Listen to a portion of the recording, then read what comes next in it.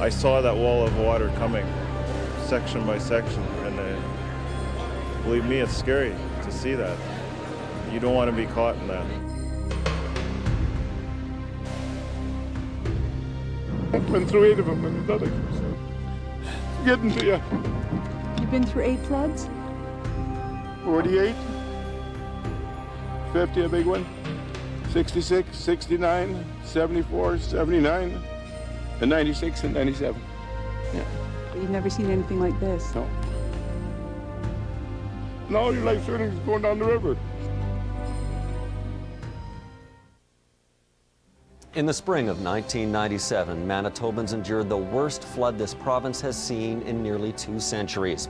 An archetypal struggle ensued between an ancient river seeking to expand its borders and the river people who live alongside it, fighting to protect their lives and property. Since water level measurements were first taken at the forks of the Red and Assiniboine rivers, only the Great Flood of 1826 had higher measured levels than those that would be recorded in 1997. A vast Red Sea covered southern Manitoba from the Canada-US border north to the city of Winnipeg, covering nearly 1,000 square miles. Despite surprisingly accurate flood forecasts from city and provincial officials, nothing could have prepared Manitoba for the awesome power the Red River would unleash on the valley. But the people of Manitoba rose to this unprecedented challenge with a fighting spirit that would leave the rest of Canada shaking their heads in wonder and admiration. With the eyes of the world on them, Manitobans wouldn't just survive the battle with the raging Red River, they would win it. CKND Newsline was there every step of the way to bring you comprehensive coverage of this remarkable story. What follows is a compilation of those events from the spring of 1997, and it is intended to stand as a testament to all those who battled the flood of the century. All net proceeds from the sale of this video will go directly to the Canadian Red Cross Flood Relief Fund.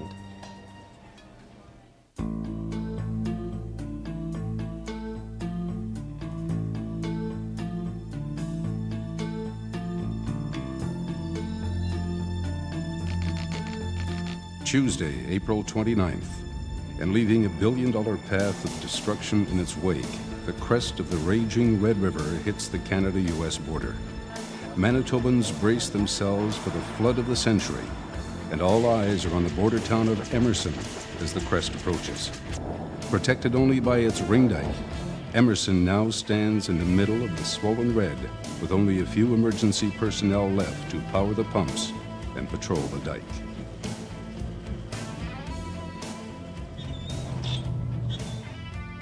It's eerily quiet in Emerson today, the calm before the storm. I'm here and Dennis, and we're going out by a truck. The last residents fled today, one step ahead of the rising Red River. Emerson is now isolated behind its ring dike. It's a wrenching feeling to leave the town after battling so hard to defend it from the onslaught of the Red. I don't know if my house is going to be there. I don't know if I'll have a job. Leaving my husband here to man the dikes, and Others are relieved the flood preparations are finally over. It's just mostly relief. I'm not that worried about the house. If something happens, something happens. I can't do anything about it now anyway.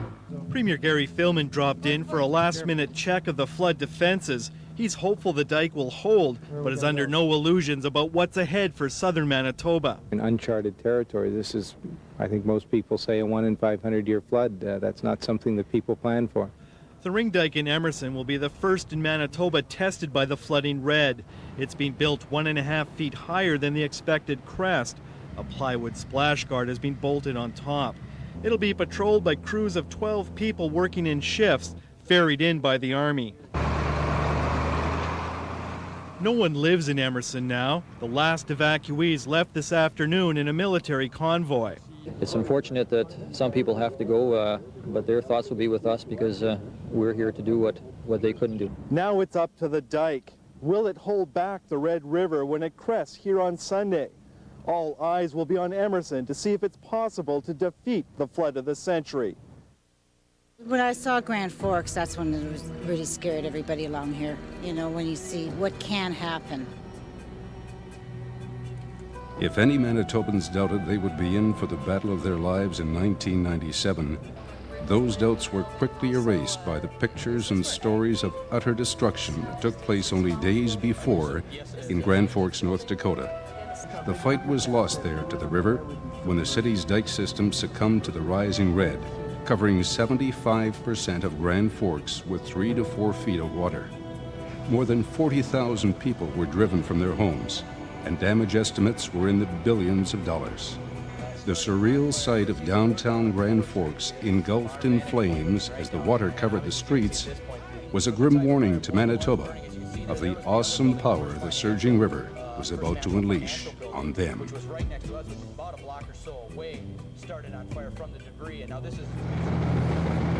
A 5-foot cement dike isn't enough to keep the water back. Main streets and entire neighborhoods are completely shut down. This is Grand Forks, North Dakota's worst flood in a century. Almost 3,000 people have been forced from their homes, and another 50,000 wait for the call. Overhead, helicopters dumping 500 gallons of water at a time are battling the latest disaster. First, Grand Forks was devastated by the worst flood in 500 years. Now, a downtown fire that began yesterday has taken over 4 city blocks. The entire city of 50,000 is being urged to evacuate. Walk away from those homes, walk away from those buildings. We will rebuild, and we will be stronger, and we will be in it together. Mandatory evacuations are in place in 75% of the city, but hundreds of residents were reluctant to leave their belongings behind. We can't fight this one. Everything is gone. It's just gone. The situation is so severe that police are threatening to arrest those who don't obey the evacuation order. We're talking about death here. We need to rescue those people. They have to get a hold of us. Well, if we spend the night in jail... Dan Hennessy and Ken Sweeney are risking arrest. Yeah, we canoed right into it. Well, got the front end of the canoe into it anyway. Well, what did it look like? Well, the basement is completely full, and what would you say, like 8 or 9 more inches of rise before the main floor goes? Yeah. If we're lucky, maybe a foot. Water and power have been cut off to all parts of the city. The floodwaters are being used to control the flames. It will be at least 3 weeks before things can return to normal in Grand Forks. The river is close to cresting, but it's expected to stay this high for another 6 days. Grand Forks officials say they had no idea the water would get this high. As the river continues to surge north, people here are warning Manitobans to prepare for the worst. Tributary systems all along the Red River throughout southern Manitoba were also flooding their banks. With the ground already saturated from high water levels in 1996 and the record snowfall over the winter, meltwater has nowhere to go. Combine these levels with water backing up from the Red River, and the result was predictable. The first destruction in Manitoba takes place April 20th, when Joubert Creek overflows in the town of St. Pierre-Joly. Last night, St. Pierre-Joly was partially evacuated. The hospital and personal care home were emptied. We'll see. 100 people had to be taken to safety when Joubert Creek backed up and flooded homes. Put all the stuff on the cupboards, raised everything in the house, put away all the toys, whatever, save whatever you can. Today, the creek continues to run dangerously high, proving the red isn't the only menace in the valley. The town is frantically patching and raising its ring dike today. Volunteers are out in force sandbagging. Homeowners are keeping a wary eye on the creek. There is the potential for the entire valley to be evacuated, and we are working with all the communities in the valley. There are close to 20,000 Manitobans living in the Red River Valley. Any decision to evacuate the valley will be made in close consultation with community officials, who will then implement the evacuation plan. The flood is the enemy, it seems, and it's as close as I've ever been to a war, really. And it's kind of frightening. With evacuation plans in place throughout the Red River Valley, Manitobans brace themselves for the flood of the century. The disasters in North Dakota have the people on edge and wary that they too could be facing billion-dollar losses as the water reaches above even the catastrophic levels of 1950. Bring back memories. Lori and Betty McGregor remember May 5th, 1950 as if it was yesterday, the day the Red River caught them by surprise. We were wakened at 6 o'clock in the morning by my husband's father saying, "Look out your window," and we looked out and there was the torrent of water coming down the street both ways. She said, "Well, I'll put on my rubbers." I said, "Never mind, it's up to your knees already," and just kept going. Like 100,000 other Winnipeggers, the McGregors were forced to flee their home. Theirs was one of 10,000 houses filled with 3 feet of dirty river water. It was just utter devastation and very disappointing. 1/8 of the city was underwater. The river just came too quickly. Dikes were breached everywhere. That historic flood made Manitobans determined never to pay such a heavy price again. But it took almost a decade of political bickering before construction began on the massive engineering project called the Red River Floodway.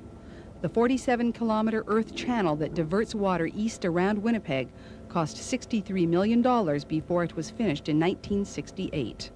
It has always worked. It's done exactly as it's intended to do, and it's doing so right now.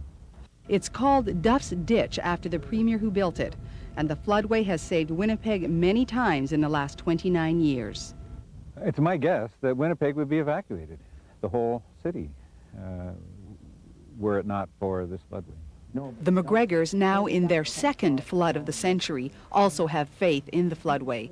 But the memory of 1950 and what was supposed to be a once-in-a-lifetime experience does not go away. Could you ever forget that? No, I never forget it. No, it's one of the highlights of our life. We have a lot of highlights. Unpleasant one. As a result of the 1950 flood, Manitoba devised a 3-part defensive strategy to fight floodwaters. The most well-known part of that strategy is the Winnipeg floodway that surrounds the city. Completed in 1968 at a cost of $63 million, the floodway diverts part of the flow from the Red River around Winnipeg, thereby keeping water levels in the city at a manageable height. It begins just outside the southern edge of Winnipeg and rejoins the Red River 25 kilometers north of the city near Selkirk. It can carry up to 59,000 cubic feet of water per second, reducing water levels in the Red by as much as 10 feet in downtown Winnipeg. Just prior to peak levels in 1997, the city was doing some work on the gates that divert the water and shoring up the sides of the floodway to guard against erosion. This caused concern that there were some problems with the floodway that the public wasn't aware of, but flood forecaster Larry Whitney was confident the floodway would do its job. There's absolutely nothing wrong with the floodway. In fact, this week it's better than it's ever, it's better than it's been since we strengthened that, added those additional bolts. It's stronger than it's ever been, and it's working just fine, and it'll continue to work just fine. Only from the air is it possible to comprehend the massive scale of watery devastation headed north toward Winnipeg. Just a few kilometers south of the city, Highway 75 disappears into the murky abyss. Further down the submerged road, Morris exists as an isolated island fortress against the rising Red. And by this afternoon, the water stretched as far as the eye could see, even from 700 feet up. Winnipeg's defensive trump card, the floodway, is already in the fight of its 30-year life against that advancing army of water. By the time the crest of the Red reaches Winnipeg on May 5th, 59,000 cubic feet per second of water will flow through the channel. Authorities are confident it will still protect the city from disaster. I would just like to point out once again, 59,000 within the floodway channel is well within the capacity of the floodway channel. Authorities went to lengths today to put to rest fears the floodway would be overcome by the massive scale of this year's record-breaking flood. But as flood predictions continually drown in unexpected water levels, city officials concede some numbers might not be trustworthy. I don't think anyone ever indicated that we didn't have a problem. I mean, this is substantially more, and it has been over the last couple of weeks on forecasting, than the 19.1 that we saw last year. City officials say the floodway gates could be opened further, diverting even more water into the channel away from Winnipeg. But that decision would have to be made by the province and hasn't been considered yet.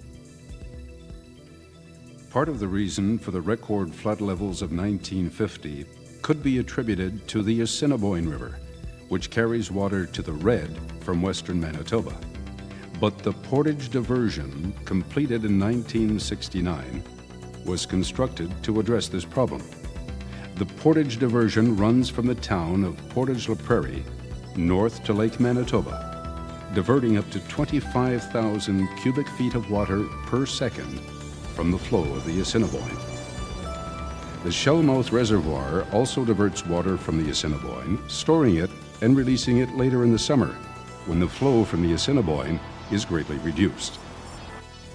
The portage diversion and the Shellmouth Reservoir reduce the risk of Winnipeg being hit by floodwaters from the south and the west when the Red and Assiniboine meet downtown at the Forks. Winnipeg has a unique system of measuring the river height. Measurements are taken at the James Avenue pumping station located downtown not far from City Hall. The water height is referred to in feet James for this measurement. In 1950, the Red River reached 30.3 feet James in downtown Winnipeg. Normal summer levels run around 8 to 10 feet at James Avenue. The primary diking system in Winnipeg runs along the shores of the Red River throughout the city. It protects Winnipeg to 26.5 feet James for the most part, and it's the homes and businesses below this level that have to be shored up with sandbags or mud dikes. The 1997 flood would see the city produce almost 6 million sandbags at a rate of 200,000 per day. And with the water still rising, Winnipeggers worked feverishly to raise and strengthen their dikes. Everybody's looking for the right answers, and they're just hoping that they find the perfect way to do it. It's like a trial.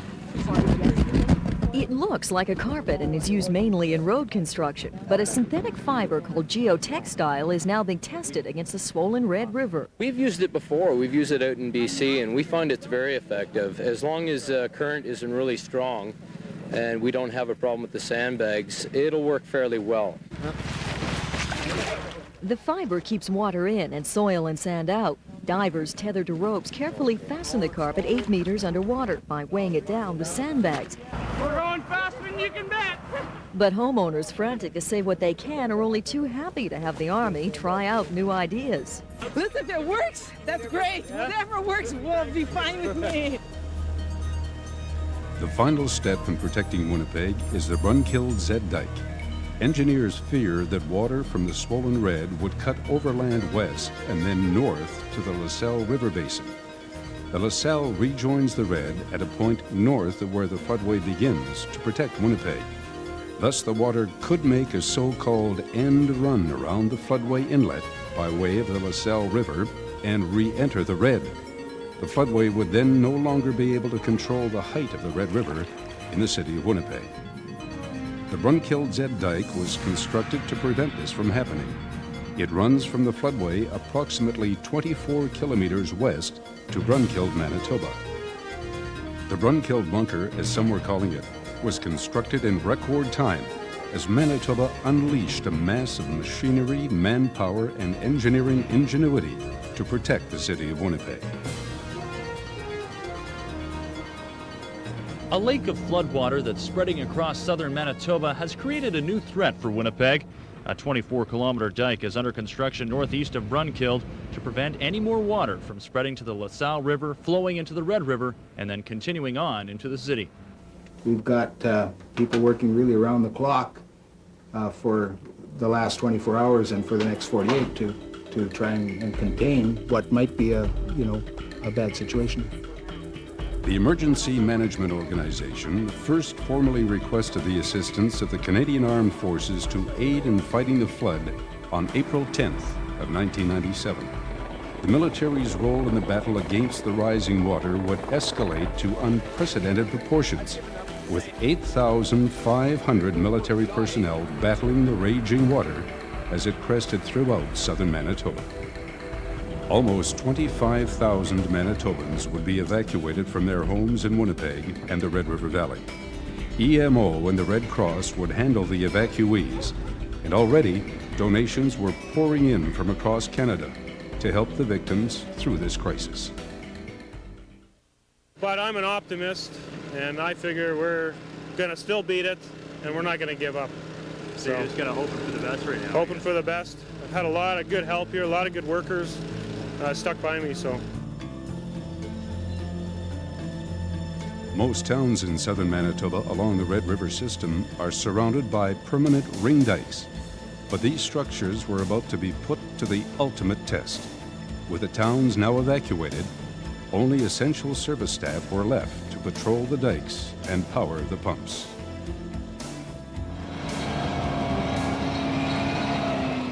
The water has already begun claiming victims at the edges of St. Agathe. Small groups of volunteers remain in the town, frantically building last-minute defenses against the rising Red River. It's typical of the fighting spirit in all of the towns along the Red, even as disaster looms and authorities supervise a mass evacuation. We intend to stay. There's probably about 20 of us wishing to stay. Somebody's got to stay behind. Yeah. You know, there's pumps to be manned. We've got to watch everything here. Everybody around here has got a lot of money invested in this town and houses and whatever else, and nobody likes to lose the community. Time has basically run out now for towns in the Red River Valley like St. Agathe. Where we're floating in this Zodiac right now is supposed to be a park, but as you can see, I can't even reach the ground with the paddle, and there's a lot more water yet to come. So worst case scenario, show me where the water could come up to. You're standing on it. The province conceded today water levels will likely reach its worst case scenario, and the crest expected next week could be half a foot higher if the rains come on Monday as forecast. But the small army of holdouts and added muscle like these forest firefighters remain in St. Agathe to keep shoring up the sandbag dikes, even as the town is encircled by a relentless river and more local roads wash out. Try to do the best and try to keep it out. You know, can you do? Tons of clay are being used to shore up Rosenort's ring dike. Like all communities in the Red River Valley, several feet have to be added on top of the primary dike to cope with the expected flood. Here it's the Morris River, a tributary of the Red, that's overflowing its banks. It's filling up with meltwater, and the Red River is backing it up where it joins at Morris. The danger with water rising so fast is that it'll trap people behind washed-out roads. A voluntary evacuation has been called in Rosenort. We're going to get children out and seniors and anybody who is not working with manning dikes and pumps and or sandbagging. So we want those people out. In a scene that's being repeated all down the valley, this family is packing up and heading for higher ground. We're just packing up and getting out. The rumor is the evacuation's for 8 o'clock tonight, so we've got to get going. We have an apartment all set up already, so. First, they have to dig out from under huge snowdrifts deposited by the last blizzard before they can even start building their dike. Sandbagging is moving into high gear. As in everywhere, high school students are proving to be a godsend. It feels good. It's hard, but it feels good. Busloads have descended on Rosenort for frantic last-minute sandbagging. They're racing against the rising Morris River and possible mandatory evacuation. The guy's speechless, you know. What can you say, right? Just wait to see how bad it will be. Emerson is the volatile spot now, and Manitobans are watching to see what happens there. A Hutterite colony in the area has ignored the evacuation order. 70 people stayed on the colony and worked around the clock. We sort of held the dike up and kept hauling dirt, and we won the battle so far. North of Winnipeg, where the floodway rejoins the Red River, residents of Selkirk and the rural municipality of St. Andrews also brace themselves for high water. 52,000 cubic feet of water per second is roaring through the floodway. Here at the spillway in Lockport, the floodwater gushes into the Red. The floodway is operating at close to the maximum expected flow of 59,000 cubic feet per second. You can feel the power of the Red River here where the diverted floodwater rejoins the main channel. Good news for the people in Winnipeg, not so good for people downstream in Selkirk and beyond. In Selkirk, they thought they had dodged a bullet when the river broke up quickly without any major ice jams. I'd never seen it, the ice go out so fast as it has this year, so I thought things wouldn't be so bad. But obviously that may not be the case. Yeah, we gotta go get more yet. Downstream from Selkirk, the Meagers are reinforcing their dike. Last spring, they were underwater when a massive ice jam backed up the river into their house near Breezy Point Road north of Selkirk. They thought they were safe this year until the flood forecast went up again. Levels could be 4 feet higher than last year. They're topping up the dike but are moving their furniture out just in case. Everyone says we're safe, but I don't believe it. Now, I look at Grand Forks and look at other places, and I don't think we are safe yet. Construction on the Brunkhill Z dike began on April 23rd. More than 300 pieces of construction equipment working around the clock complete the 24-kilometer dike in record time. Not since the construction of the floodway has Manitoba seen a project of this magnitude. The massive flood defense is called the Z Dike, or Brunkhill Bunker. Over 300 loaders, scrapers, and graders are now working round the clock to build a 40-foot earthen dike to prevent the Red from doing an end run around the floodway and entering the city through the LaSalle River. Normally, it would take 3 months to build a super barricade 40 kilometers wide, but as the floodwaters flow towards Brunkhill from the northeast, it is a race against time. Crews have under 24 hours to build this dike, and the big question on everybody's mind now is, will it hold back the rising Red River? We hired a consulting engineering firm to help us with this, and we completed the dam break analysis last night, or we'll call it in this case a dike break analysis. But we haven't been able yet to get you firm numbers on what the impacts downstream of that will be. And if the river's rising waters breach the Brunkhill dike, the perimeter highway will be the city's last line of defense. Work has already begun on the secondary dike that will run southwest along Rue des Trappistes to Waverly and then to the perimeter. It's expected to take 3 days to complete and is the city's final line of defense.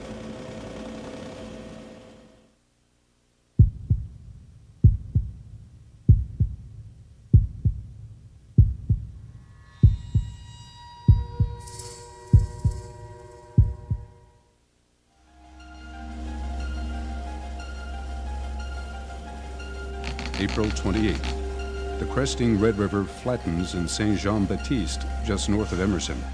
The water flows north towards the newly completed Brunkhill Bunker as work continues to strengthen the Z dike against erosion from water and wind. There is bad news southeast of the city at Grand Point as strong winds increase water levels and waves put pressure on the precarious sandbag dikes.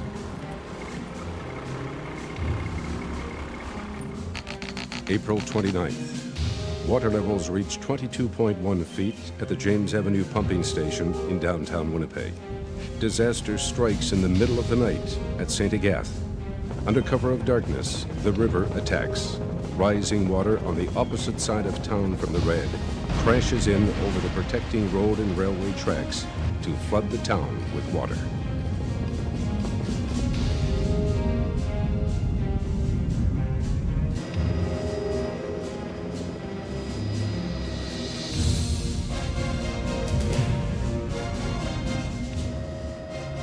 The end of St. Agathe came suddenly, just after midnight.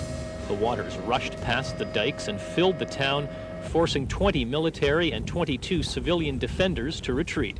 Between 1 o'clock and 3 o'clock in the morning, the water level raised to the point where the town was abandoned, and there was no way for us to go back in there.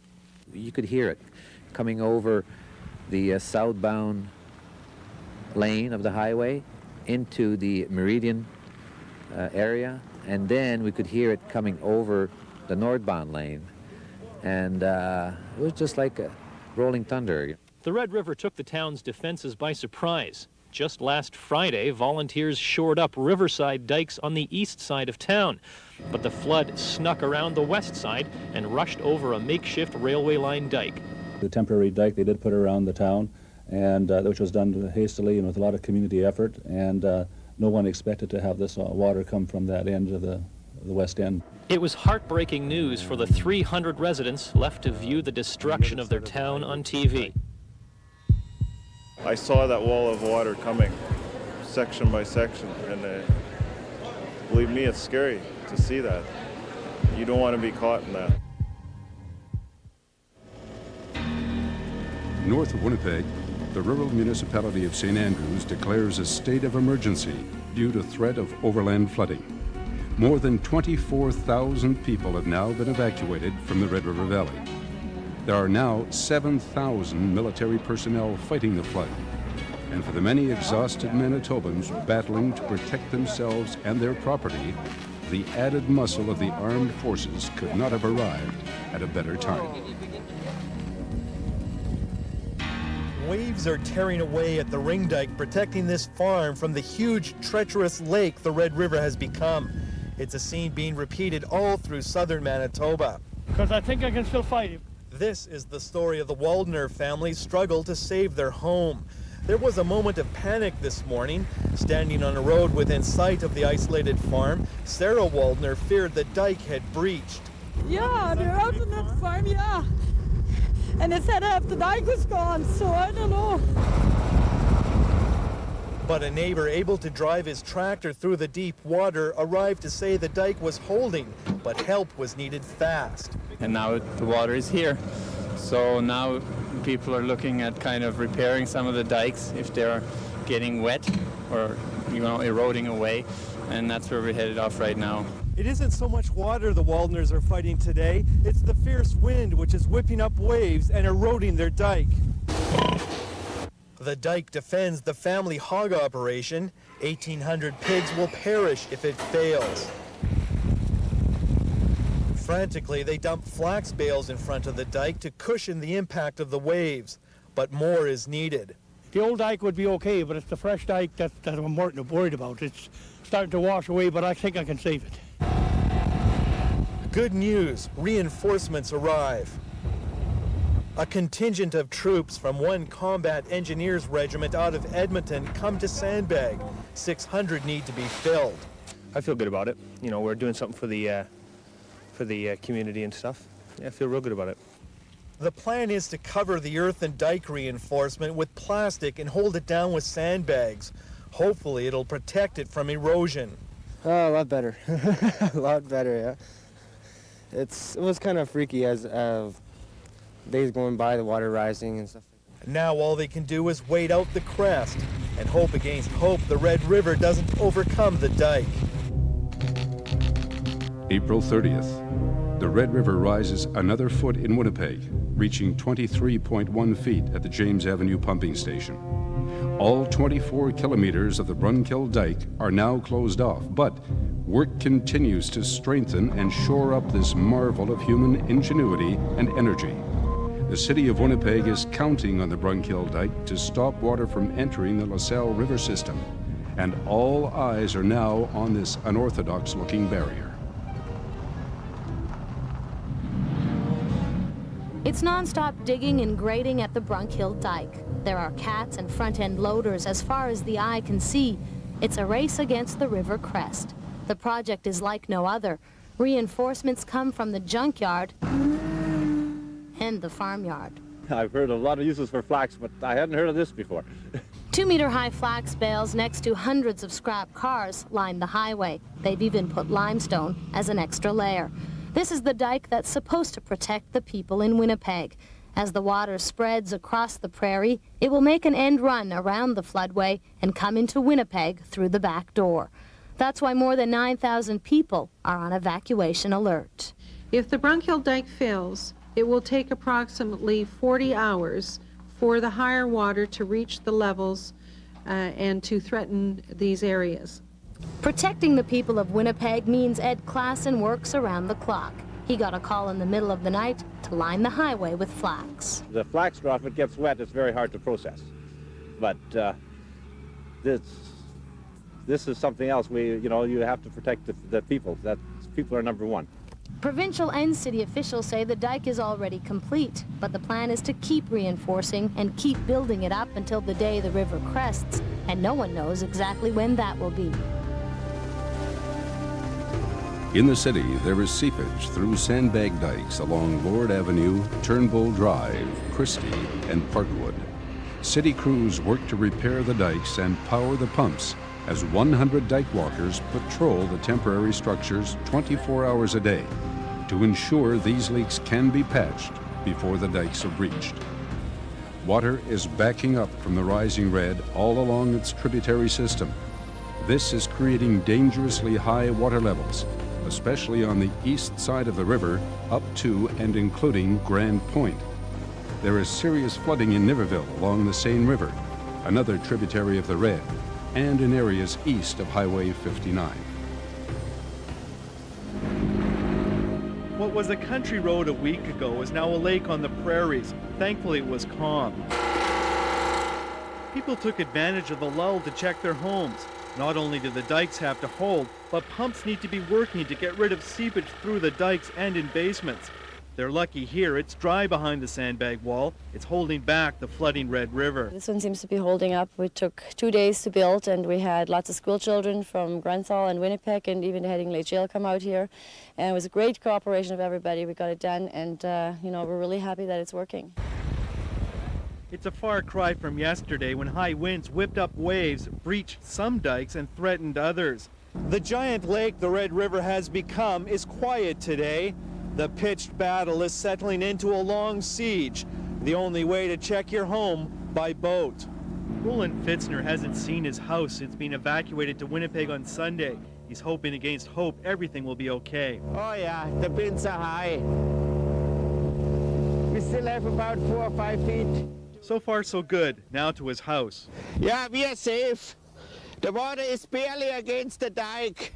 Fortunately, the pumps are working and the basement is dry. Now to call his wife with the good news. I came to the house today, Louis, now I'm at the house, and the water is barely against the dike. He's confident enough to stay now and keep an eye on his pumps. When you stay in the hotel, watch to the news, you get really frustrated and scared, and I'm really totally relieved right now, because I think now I can save it.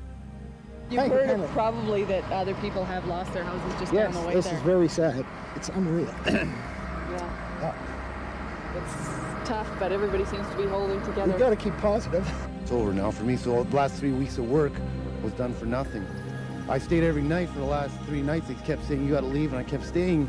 Last night they said, you have no choice, and so this was a waste of time.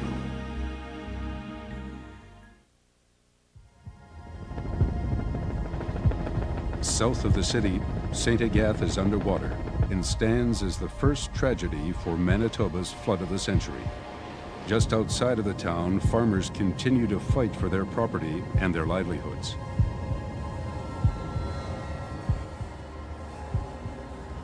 Canadian soldiers use a Zodiac to cross what were farmers' fields, making rounds of isolated farmhouses around St. Agathe to check on anyone who is still battling the flood. The Highway Traffic Act doesn't apply here, eh? The Lemois family is pumping water on what is now an island in the middle of a lake, but their dike held.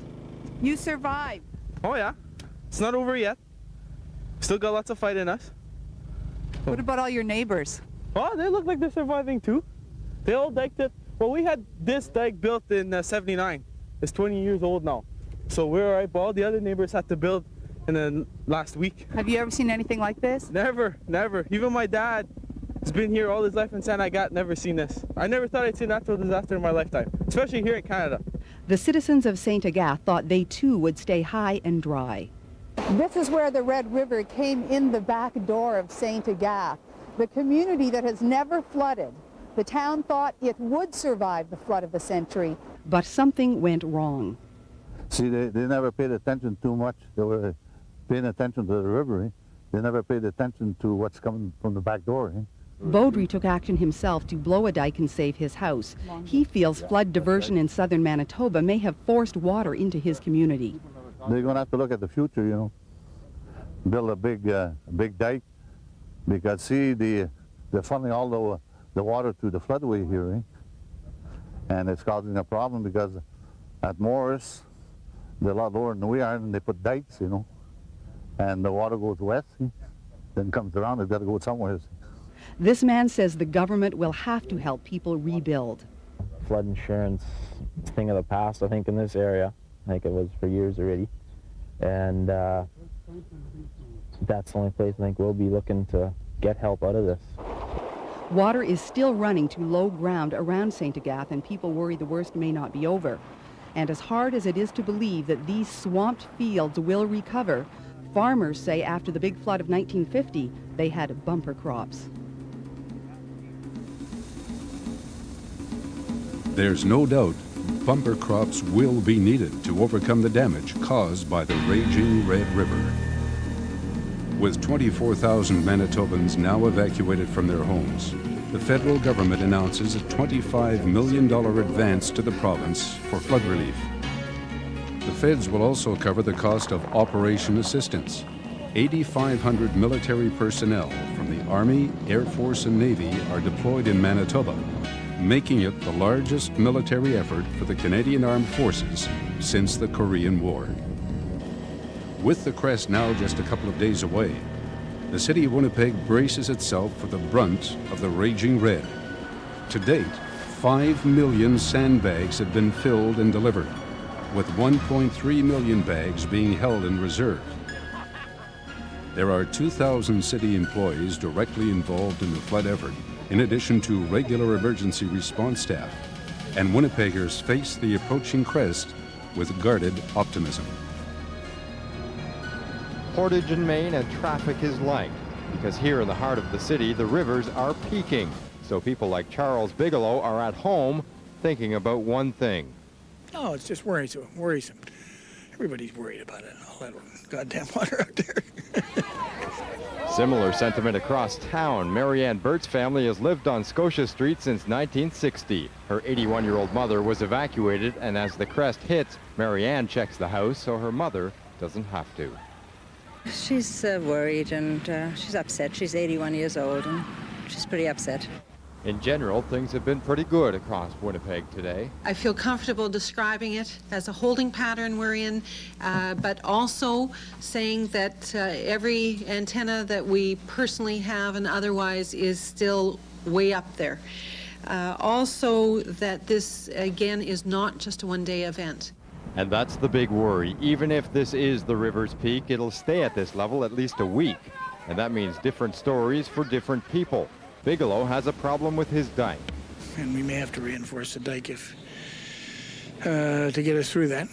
It will be a long couple of weeks. He has a new pump on the way. Meanwhile, Bert will bring good news to her mother. No, we don't know, but looks like God is smiling on us today, and it's going to be all right.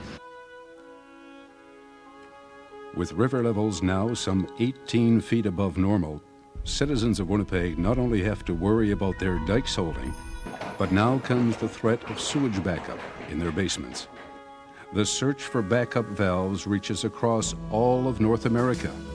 They are snapped up as quickly as homeowners can get their hands on them. People who had never heard of a backup valve just 2 weeks ago are frantically searching for the precious 3- and 4-inch discs. And in some cases, they're willing to pay double and even triple the value to get one. The cry for backup valves and sump pumps means business is booming for plumbers. They're working around the clock to answer the call for their services, and in some cases, even coming out of retirement to do so. 3 inches. I hear those things are selling for $75. They ran out. I was just at the Canadian Tire. $75 plus tax. So you come over to your neighbor. Why, yeah, so. Everybody in Winnipeg, it seems, is coming to Bill. We did too, and we caught him just in time. A quick trip home for a near-retired plumber who's been forced out of retirement because of the flood. I just had to finish up some, keep the other people happy so they don't get flooded up. All of these, actually. These were taken care of already. How many was there? Well, there's I quite a don't few. know, about 50, 60. Calls? Yeah. Oh, yeah. In one day? And we got 2 lines on the machine. And when I get tired, I just plug it off and I leave. And that's it. I don't care about who. And as of tomorrow, I think I'm going to put the machine back on, and we got no supplies, and that's it. You got 2 calls, John, on Trail Avenue. He's got the cap. So much for a quiet lunch with his wife. 1 minute Bill is at the table. There's your coffee. Then he's on the phone. Somebody called me to install a backup valve for you. Then Helen's on the phone. Oh, yeah, we got a list as long as my arm already. What time did he go to work yesterday? He left the house at 6:30 to pick up some supplies, which were supposed to be arriving, but never arrived. And at 6:30 in the morning? Yeah. What time did he come home? He didn't come till 10:30. After 36 years in the business, his shoulders ache, his back hurts, the old van rattles. But the Gregor Chucks just can't say no to their customers. For a plumber, trying to slow down during a flood is one tough business. You know, when they get panicky, they grab anything they can. They put anything they can. I'm sure glad I called you. Yeah. Oh, my goodness. Bill says he has never been this busy. He's worked on a lot of floods. Next year, he says he and Helen will absolutely retire. We're not so sure. Southeast of the city, the situation remains critical, and emotions are rising in direct proportion to the water levels. I've been through 8 of them, and nothing. It's getting to you. You've been through 8 floods? 48, small one. 50, a big one. 66, 69, 74, 79, and 96 and 97. Yeah. But you've never seen anything like this? No. And all your life's earnings is going down the river.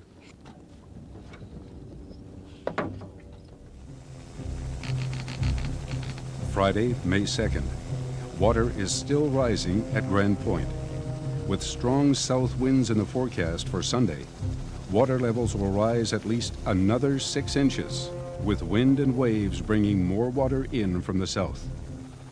Some residents of Grand Point think they are being sacrificed to save the city of Winnipeg. But EMO officials and city engineers say the water is coming overland into Grand Point from the St. Adolphe area and is not a reflection of what is being done with the floodway gates.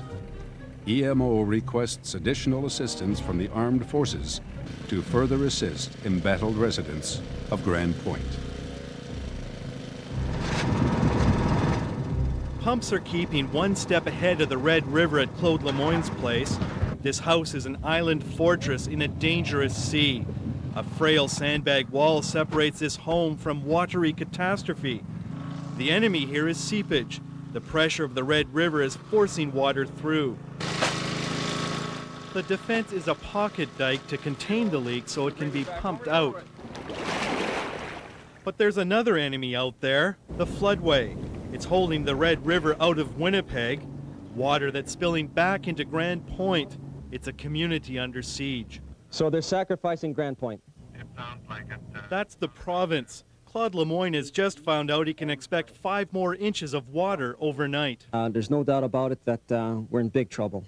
This means he needs 6,000 to 7,000 sandbags to add at least a foot to his dike. He's furious. We feel like we've been forgotten. There's no doubt about that. They're shitting on us. There's just no other way to say it.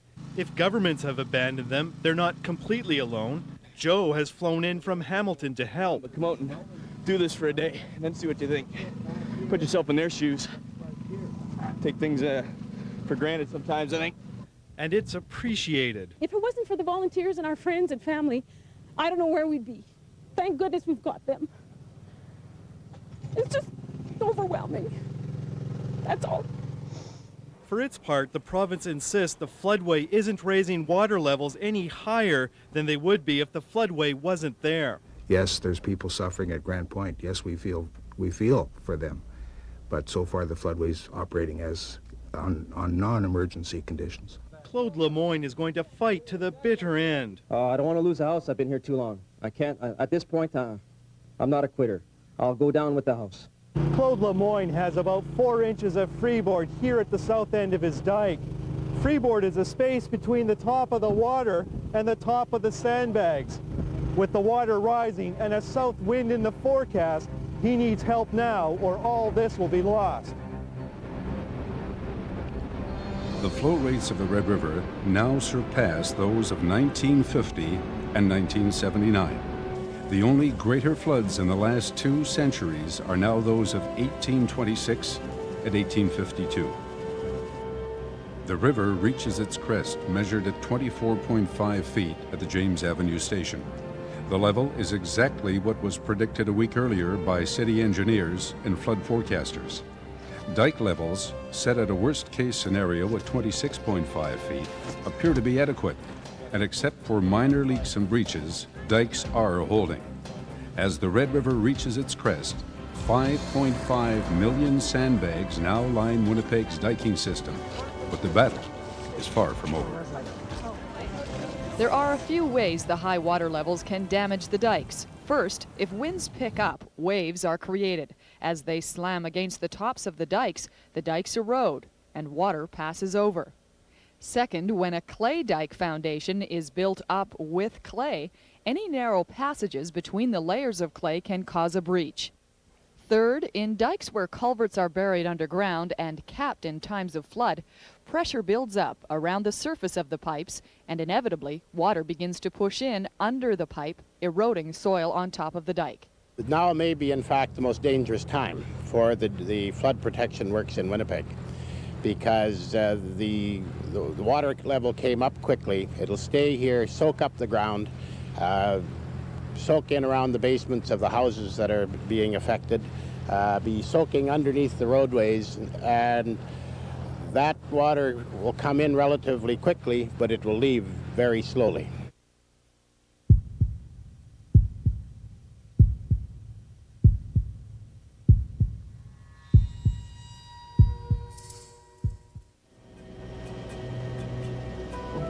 Saturday, May 3rd.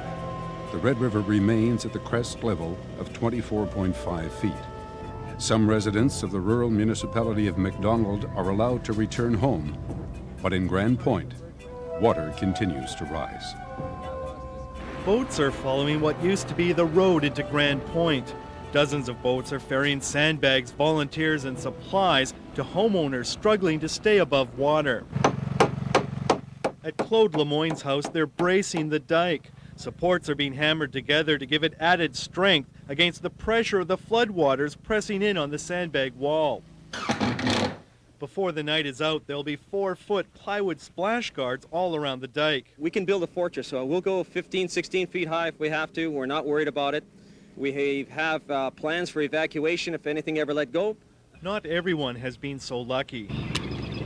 All Hugh Plant can do now is take a picture of what used to be his mobile home. He had a 12-foot dike built, but the flood came so quickly that he couldn't close it off in time. 8,000 sandbags at bottom here. You know, put down, push close that between here. Huh? And it wasn't enough? The water came too fast? Yeah, coming too fast. There wasn't even enough time to get his possessions out of his home. It's finished. The whole thing, the furniture inside, two fridge, the freezer, the whole thing stay inside. No time to move out. But at Claude Lemoyne's, the mood is upbeat. He has help, and as long as he can keep getting sandbags, he's sure he'll make it. We seem to have some bodies here and some boats, so let's hope we can get this sandbag dike erected high enough to hold off the wind and the water coming next week. Lemoyne's greatest fear is that authorities will force him to leave his house. Could you imagine pulling me out of here now? When I finally get into the end where the water is likely going to crest within 2 days, and I finally built my fortress, to pull me out now and pump off, throw off the hydro, I mean, the home would be wasted. People here are taking full advantage of the nice weather today to reinforce their dikes, but it's only the lull before the storm. Wind and rain are in the forecast for tomorrow, and that'll put their defenses to the ultimate test. North of the city, the river is also rising. In Selkirk, residents are sandbagging for the crest that is expected to hit overnight. Summer homes in the Petersfield area are now threatened by the swollen red, and residents there are edgy. We have to redo your lawn, we'll have to redo your... Oh, that's easy to say until the time comes to redo it, then there's no help, so... I'm sorry, but that's the way... Well, before you start going through the yard, I want to know about it, so... Well, you can phone the RCMP. Tension levels were running high today in Petersfield. The idea of having a dike built around his home didn't sit well with at least one cottage owner. What I have against it is they want to come through the yard with the big machines and not have a nice yard. Here's how high it's supposed to go. I don't think so. Right now, do the right thing to protect everybody. Yep. Nobody's excluded. That's right. If the dike has to go through from one property to the other, that's the way to go. The community's emergency measures office had orders to construct a dike along the Netley Creek. According to the latest figures, water levels rose 3 inches overnight. A state of emergency has been in place in this area since last week. And today, the water levels got to what is considered a serious point. It's nearly impossible to get everybody to cooperate or think your way, but I think that our concern is all the people, not only 2 people, if they could only think that way. Further north, residents of Selkirk remain confident river levels will not overwhelm them. I'm told, just to give you an indication on how fast this water is moving, it's traveling at twice the rate of Niagara Falls. Despite the threats of a flood here, people are coping quite well. And to give you an example of that, here's a person I talked to today who said he's not going to let the rising water spoil his mood. Here we are. Well, let's see how far we can go here. He moved here 11 years ago because he and his wife wanted a riverfront home. However, Herb Hardy didn't think the river would only be a step off his deck. The swollen Red River has spilled over its banks and flooded Hardy's backyard and garage with close to 1 meter of water. It's not the nicest feeling, but we knew at the time that we were going to get water. I didn't really expect that we would get this much, to be honest with you. Hardy continues to check the water level. It rose by 1 inch overnight, and so far he has kept his home dry. Even though his 3 acres of land are underwater, Hardy manages to keep a sense of humor. This year, I don't think I'll have to do any watering, and it might be a couple of months before I start doing any pushing the lawnmower. The mayor of the town of 10,000 people has been working with other emergency officials to try and prepare his community for the onslaught of water. Bud Oliver is monitoring the levels. He says unless the water increases by 5 feet, people in his town should be spared. There's really no reason that we know of right at this point between now and when the crest should come here to say that the numbers will not be correct. While the mayor keeps his eyes on the water, Hardy is already making plans for this weekend. If anybody would like this weekend to come out and fish, we're more than welcome. We got the deck here, and we can throw the rods out and we can catch fish all day. We get 20 volunteers of our own, or 30, and then they just drift in out of the neighborhood. People I've never seen before. Pretty amazing, Marvelous. eh? Yeah, wonderful.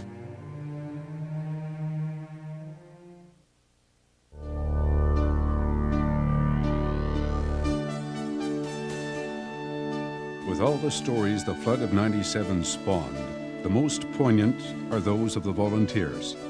They turn out in record numbers every day to do the dirtiest, most difficult jobs. There are no rewards at the end of the day save the thanks of a grateful homeowner or the warm feeling of accomplishment they feel inside.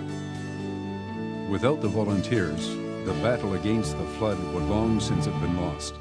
They embody the spirit of all Manitobans, a trait now admired by people around the world, as pictures of these smiling workers grace newscasts across the globe. People everywhere shake their heads in amazement at how these hardy volunteers find the strength and stamina to lead the fight against the rising water. Right now, there is no time to sit and think, but there is still much work to be done. They are a tough and resilient lot, some young, some old. They don't ask why me, they don't complain, and they don't regard themselves as heroes. They simply do the work that must be done. What we got to be thankful for is all the volunteers. Everybody did their utmost to beat this, and you just can't knock anybody down, and you just can't thank them for enough for it.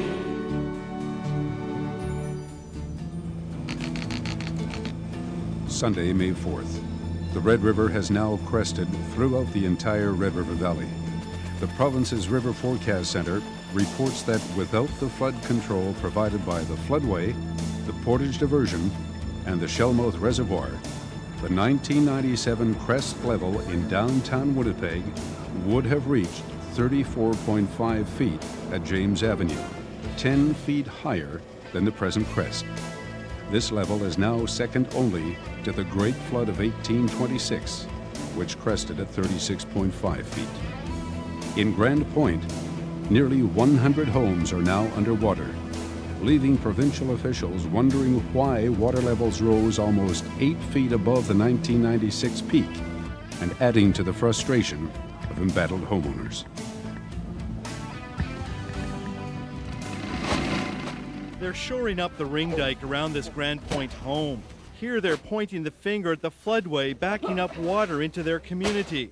They believe they're paying the price to keep levels down in Winnipeg. It's an artificial crest. They're telling Winnipeg something that Winnipeg wants to hear.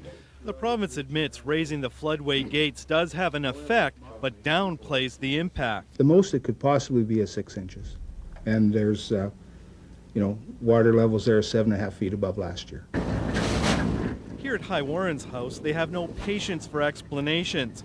They blame authorities for being caught by surprise by the ferocity of the flood. Larry Whitney and all of those that are sitting very piously and telling us what's going on should work the inside of a wet dike, inside a circle dike, and find out what it's like to have water almost up their head. And then tell us what problems that we're having here, or what they perceive of the problems. I'm frustrated with it.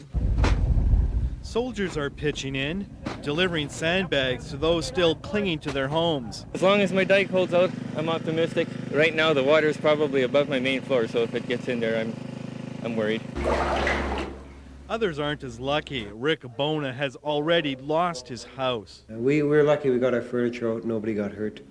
But in terms of everything else, there's a lot of damage. He's not sure if he'll be able to rebuild. Claude Lemoyne has built a massive dike around his home. It's 12 feet wide at the base and up to 8 feet high in some places. Yeah, it's coming there. Friends and volunteers are keeping one step ahead of the river. We've done as much as we possibly can. Now it's just a matter of waiting out the next 3 or 4 weeks and hoping that the pumps work for the next 3 or 4 weeks while the water starts receding. They're settling in for a long siege and are determined to beat the flood. You've got to go down fighting, otherwise throughout your whole life you'll say, God, this is what destroyed my property. How could I have done that? You've got to go down fighting, that's all. There is some good news today for embattled residents. The river only rose a ½ inch in the last 24 hours and is expected to hold steady. The bad news is the south winds in the forecast this week could blow up to 4 inches of water toward them. North of the city in Petersfield, roads have become rivers. Water is backing up into Netley Creek and spilling over its banks. Another desperate cry for volunteers goes out, and one more time, the call is answered. Water levels here are rising fast. A number of houses are underwater already. Provincial officials made a desperate call for volunteers for sandbagging. They wanted 1,000 of them, and they say they got them. Oh, that was a heavy one. The urgency is because this is where the water is expected to crest next. In fact, it may have crested in Petersfield already. Everywhere north of Winnipeg is at risk because water flowing upriver into Lake Winnipeg backs into their communities. So far, the damage isn't too bad. This is approximately 2 to 3 kilometers from the Red River, and it's the water backing up down this particular area is called Netley Creek. It's receiving waters from the west, from the farmland, and the waters from the Red are backing up from the east to the west. So that's what we're having here, is flooding from water coming from 2 directions. Any idea how many houses are lost? No, I haven't had any reports on that. We've been busy sandbagging. In the town of Selkirk, just downstream, residents seem calm and prepared, more or less just watching the water. It shouldn't rise too drastically unless strong winds come up.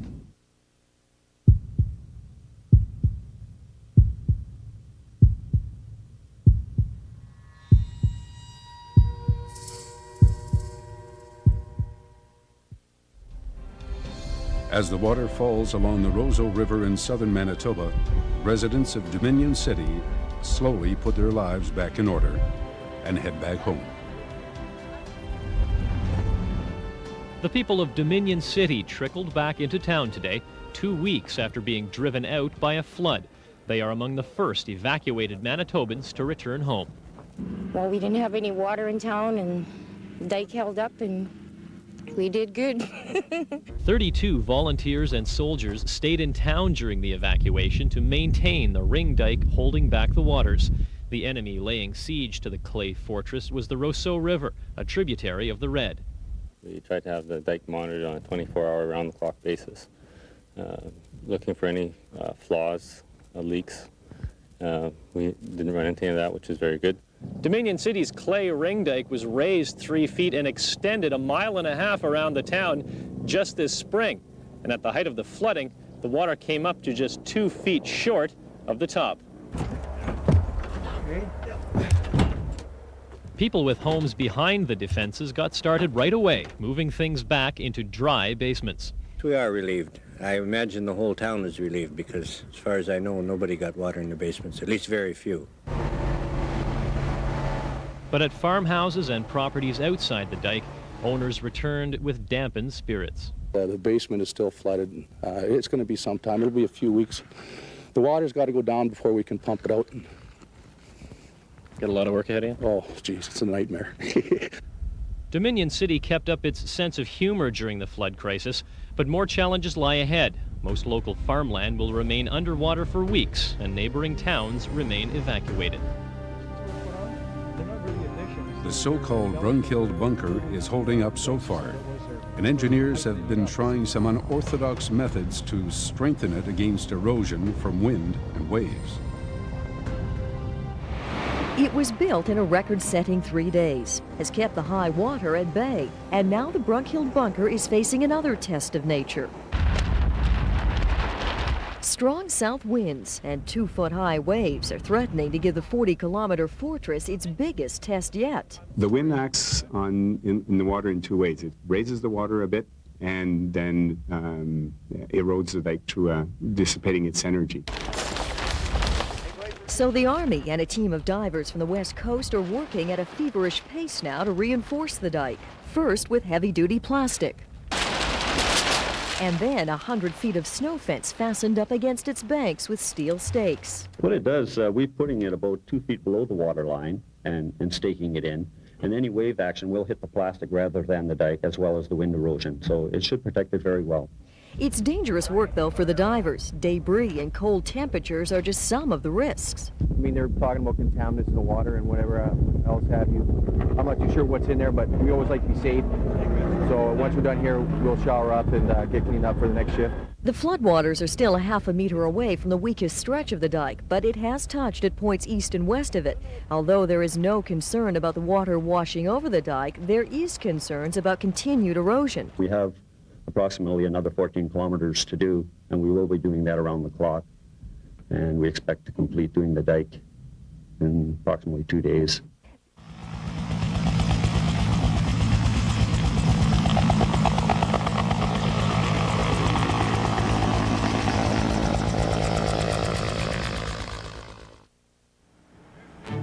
At the height of the flood, 8,500 members of Canada's armed forces were in Manitoba battling the raging Red River. The Army, the Air Force, and the Navy were fighting side by side with civilians to save property and lives. The province first formally requested the assistance of the forces back on April 10th, and the number of soldiers fighting the flood multiplied quickly. That's good. One at a time, hundreds in an hour, thousands in a day. Sandbags carried by Canadian soldiers are shoring up the dikes. They load up the boats, shove off in the floodwaters, and arrive this time at a ring dike around a home. They look like ants, busily swarming, reinforcing, and when it's as good as they can make it, moving on. We're working our butts off, trying to do what we can do. And, you know, sometimes the water wins, sometimes we win. That's all we can do. Just look at how far they've gone to protect this house. That's a very large dike, about a dozen feet deep, warding off the water. But the soldiers haven't saved every house by a long shot, and that's because they simply can't. Life first, property second. And the way I like to put that is a soldier, a sailor, or an airman who sees someone in trouble, they'll risk their life to save a life, but they won't risk their life to protect property. Here's the kind of risk they're undergoing.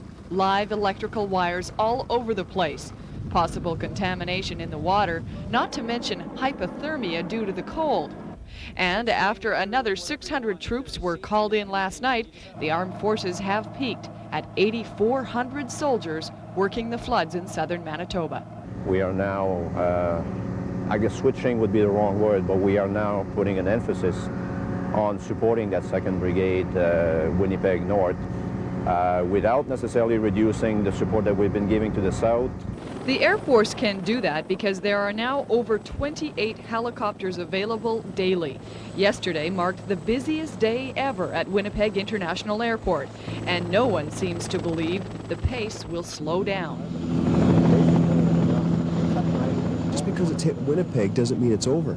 There is the Red River still got a long way to go, and once the cresting has happened, that doesn't mean that the dikes are completely secure all the time. The armed forces are working as a team, and in times of flood, the Navy, of course, plays a key role. Commander Gagliardi heads up a force of over 100 soldiers from the West Coast and another 300 from the rest of Canada. My biggest problem is rotating troops because they work 18-hour days, but they don't want to come home. They feel such a sense of purpose in what they're doing. The Army, Navy, and Air Force each have their own command centers at the airport. Here, units are dispatched to pre-planned dike support, reconnaissance, or to respond to emergencies. Well over half of today's assignments involve simply reacting to the latest trouble spots. This was a unique chance for Canadian soldiers to help Canadians. A first-hand opportunity for the armed forces to showcase their talents in their own country.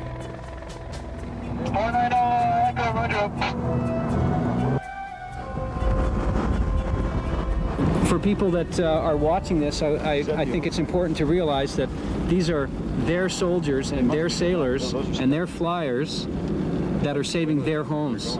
And a lot of these people live here in Winnipeg as well. So, I mean, these are Canadians helping Canadians, and it's not the Army and them. It's us. We're part of the crisis as well. We're helping. It's a close battle that we're staying on top of very, very carefully, and we just keep going till we beat it. Are you winning? I think we're winning. People at home that see their houses are obviously going to think differently, but people at home that see their houses being protected by a dike that's holding, and that are seeing soldiers building that dike and seeing sailors bring the sandbags to make that dike, they're going to be happy to see that happening. You're in pretty good shape after this, huh? Oh, yeah. We're in the Army. We're always in shape. You staying ahead of this? Right now we are. Right now we're ahead. What don't you want to have happen? Waves, wind. We don't want any wind. Is this what you expected to get into? Yes, sir. Yeah. Fighting floods? No, I would have joined the Navy to expect to see something like this, but I'd not even being a swimmer. But no, it's quite amazing the amount of water that's out here. And when you go out to the houses and you see the dikes around the houses, and it's dry inside the dike and the water lapping at the dike, it's quite amazing. We're working overnight. No, we didn't work on the water overnight because of the danger with the electrical wires underwater, etc. First thing in the morning, though. First light, yeah. The sound of helicopter blades cutting through the air has become a familiar sound for Manitoba residents along the overflowing banks of the Red River. So we're off the flood base. We're going to start a patrol again, starting with Grand Point 1.1 and below. Every day, 20 Griffin helicopter crews from across Canada are getting a bird's-eye view of the river's destructive force. I see things that you probably cannot see from the ground, or are not as apparent from the ground. We'd like to get some pictures of the St. Norbert and St. Mary's area down here.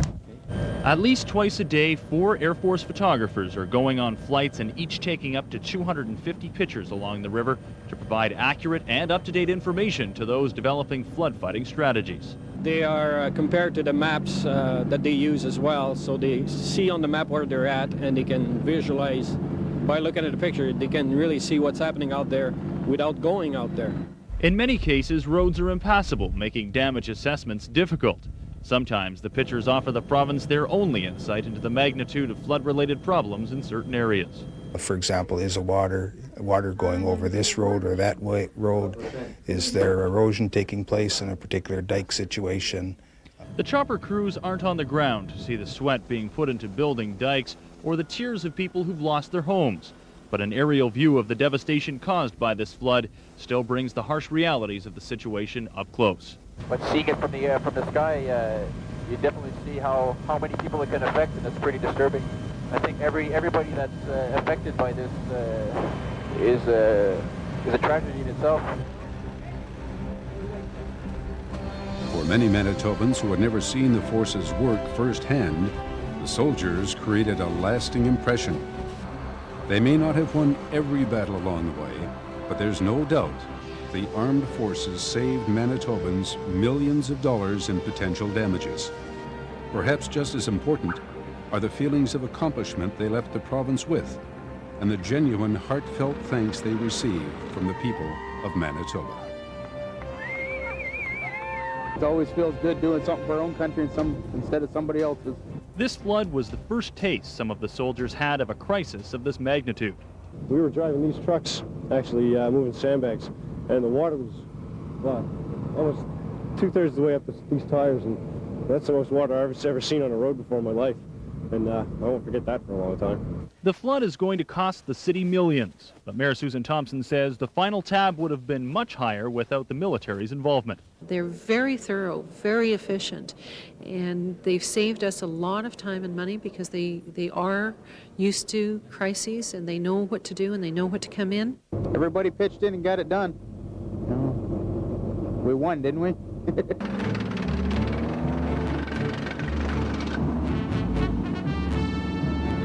We train ourselves to operate under tense, urgent situations where immediate response and well thought out responses have to be applied. Okay, just slow it down. We were training in Wainwright for Bosnia when the flood came, so we stopped training, moved everybody down here, dealt with the floods.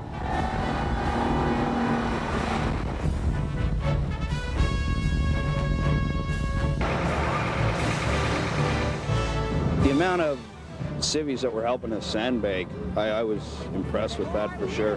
All the different neighborhoods around, you know, they were already there, obviously, sandbagging, so when we showed up, we were just kind of extra muscle, basically. So, you know, there was like a soldier, civvy, all the way down the line. It was good. Yeah, get the Montana. The people were brilliant, first class. I mean, for all the bad press we were getting lately, this is completely different than what I'm used to.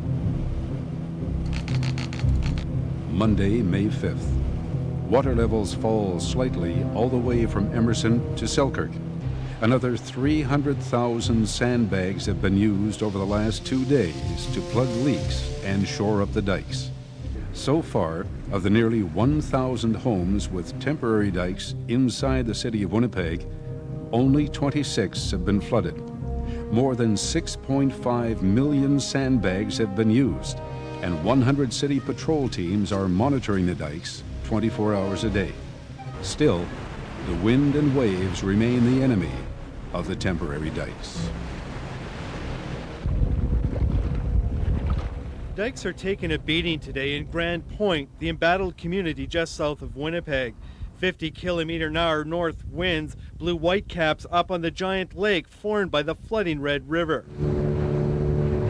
The wind creates a double jeopardy for the fragile sandbag ring dikes protecting the surviving homes. Not only does wave action put added pressure on the dikes, it's also making it hard for owners to come and check their pumps. Dave Turnbull asked for a ride out to his place when he couldn't get his boat into the water. They're not letting smaller boats on the water, And that's the thing now, yeah. If you had pumps you had to watch every couple hours, you pretty well have to stay here because you can't get in and out now. He's lucky his trees are sheltering his house. What was planted as a windbreak is now a breakwater for his dike. One bit of good news is that the north wind has pushed water back down the valley, down about 8 inches. At the Lemoyne place, the wind blew up suddenly in the middle of the night. There were a few hair-raising moments when one of their boats sank. The wind was gusted, was pushing those boats so fast. We were running on the dikes with them just to get them, and it was pretty scary. He's been there since last night and will have to stay longer because the water's too choppy to bring in the day shift. Tomorrow it's going to blow from the south and it's going to come in again. It's going to rise. Bad news. This means the 8 or so inches the water receded today will be blown back in tomorrow and then some. They'll also be contending with more rough water. The tension is etched in Claude Lemoyne's face. He's been at it for 12 days straight, but remains confident he'll beat the flood. It's stabilizing, there's no doubt about that. I'm pretty sure that within a couple of weeks I'll be asking you to send me a lawnmower. The wind is a relentless enemy, making boat travel difficult and pounding dikes. With more in the forecast, surviving today is only one of many tests to come. Tuesday, May 6th. With the crisis stage over in parts of the province, some armed forces personnel are heading home. The river level rises slightly in the city to 24.3 feet at the James Avenue station. But these slight up and down fluctuations are expected. With water levels receding over most of the province, the next questions to deal with are cleanup, damage assessment, and compensation. Residents of the rural municipality of Richot were some of the hardest hit by the flood, and that has left them angry and frustrated. We couldn't get bags, we couldn't get sand, we couldn't get help. There was a natural flow to drain that water out, and you guys wouldn't open it. Where were you guys in 1979? Why didn't you know the water was going to go over that track? I mean, this is science, but it's human beings attempting to interpret science, and it can't be accurate enough to tell everybody exactly what level they have to build a dike to. So people have to take their own precautions and some responsibility themselves. Flood victims, small businesses, farms, or homeowners are eligible for no more than $100,000 in provincial assistance, and they have to pay the first 20%. And 80% of $100,000 for those that have lost more than that is not going to do it. The federal government pays 90% of the assistance, and they are willing to consider increasing the money. We're prepared to respond with our full cost sharing up to 90% formula for any other additional measures that may be considered as necessary to meet the extraordinary, difficult needs that individuals find themselves in or municipalities. But the province has to agree, and the Premier says no. He won't increase compensation now because he says it could set a precedent in future floods. For 3 weeks I've been saying this is an exceptional circumstance, but you don't set rules based on exceptional circumstances. Marchand Road is one of the hardest hit streets in the arm of Richot, one of the most devastated rural municipalities in the province. 30 of 38 houses have been lost to the flooding Red River. Remaining residents patrolled by boat, checking dikes and maintaining pumps for their neighbors who have been evacuated. Jim Wilderman has managed to keep his house dry. It's been heart-wrenching watching the dikes fail. That's the tough part when you're calling somebody and telling them their house is going under. Not too many survivors. Very few are along here. Lucien Steenson's lost his battle. He couldn't get enough sandbags to shore up his dike when the river started rising. He can't understand how authorities appeared to be taken by surprise. I put this wall up before the blizzard. I knew there was going to be a flood coming. They were asleep, I think.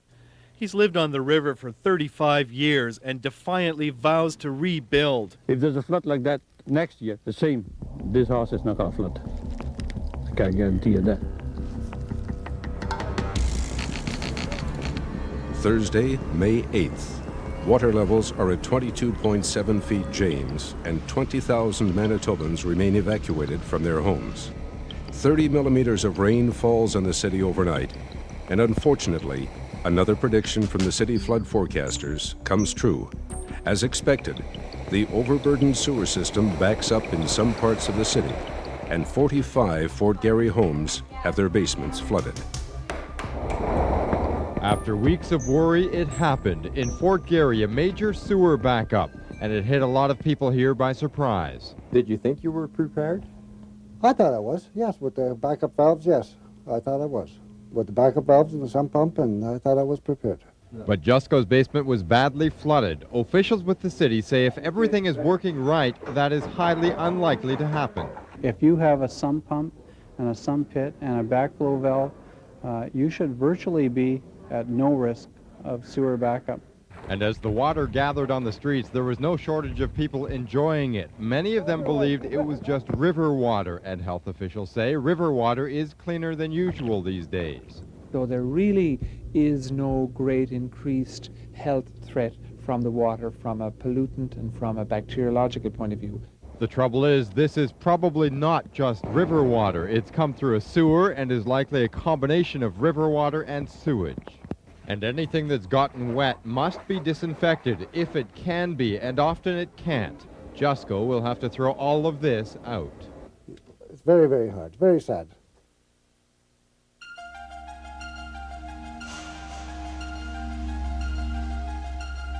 Never in a million years have I thought it was going to come up this high. Never at all. As water levels continue to recede, damage estimates are beginning to trickle in. Millions of dollars were spent to construct the Brunkilzet dike alone. The cost of operation assistance, also in the millions, will be covered by the federal government. And assessments of property and infrastructure damage will take months to total. Despite all the damage done and the dollars spent to prevent it, there is a tremendous sense of victory in most of Manitoba. There will be many lingering effects from the flood of '97. EMO, city and provincial officials will be taking a detailed look at Manitoba's flood strategy. They will analyze what worked and what didn't, and prepare changes should water levels reach these heights again in the future. There are many questions yet to be answered, and the flood has put into perspective the power nature still holds over us, despite the technological advances of our society. There were many positive things born from the flood of '97.